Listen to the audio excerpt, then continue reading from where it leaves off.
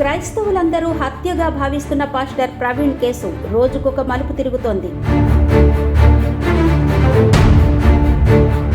Praveen road ప్రమాదంలో చనిపోలేదని, కావాలనే కొందరు అతన్ని హత్య చేశారని క్రైస్తవ లోకం ప్రగాఢంగా నమ్ముతుంది.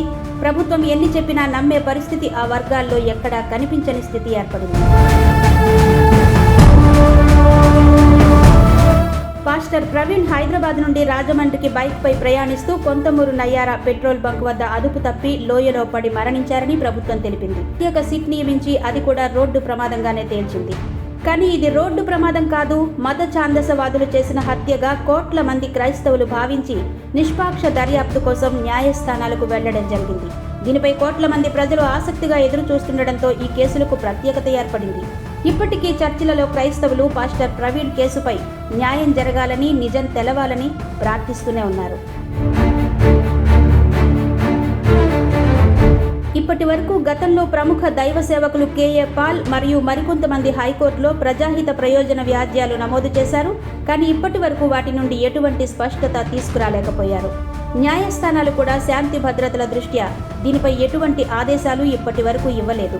అయితే ఇప్పటికీ పాస్టర్ ప్రవీణ్ మృతి మిస్టరీగానే క్రైస్తవ లోకమంతా భావిస్తున్నారు. ప్రభుత్వం క్రైస్తవుల యొక్క అనుమానాలను నివృత్తి చేసే పని ఇప్పటి వరకు చేయలేదు. కనీసం క్రైస్తవ పెద్దలతోనైనా కూటమి ప్రభుత్వం కానీ, తెలంగాణ ప్రభుత్వం కానీ ఇప్పటి వరకు చర్చించలేదు. కేసు పూర్వాపరాలు తెలియలేదు.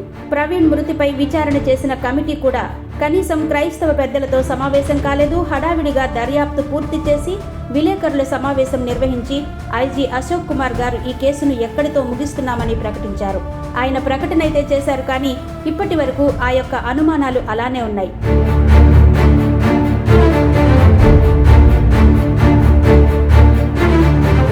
ఇటీవలి కాలంలో అమలాపురం మాజీ MP Harsha Kumar high court sitting జడ్జితో విచారణ జరపాలని హైకోర్టులో పిల్ దాఖలు చేశారు. దానిపై స్పందించిన జడ్జి ఈ విధమైన ఆదేశాలు జారీ చేశారు.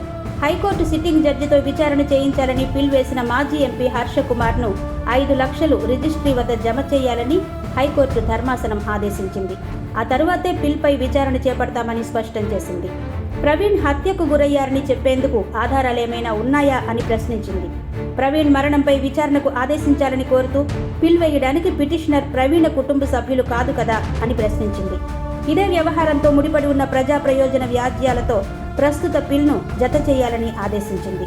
ఈ మేరకు chief justice Dhiraj Singh Thakur, justice Cheemalapati రవితో కూడిన ధర్మాసనం బుధవారం ఉత్తర్వులిచ్చింది. హర్షకుమార్ తరపున న్యాయవాది బాల వాదనలు వినిపించారు. త్వరగా దీనిపై హైకోర్టు సిట్టింగ్ జడ్జితో విచారణ చేయించి నిష్పాక్షికంగా వాస్తవాలు వెలుగులోకి తీసుకురావాలని కుటుంబ సభ్యులు మరియు తెలుగు రాష్ట్రాల్లోని క్రైస్తవులందరూ కోరుతున్నారు.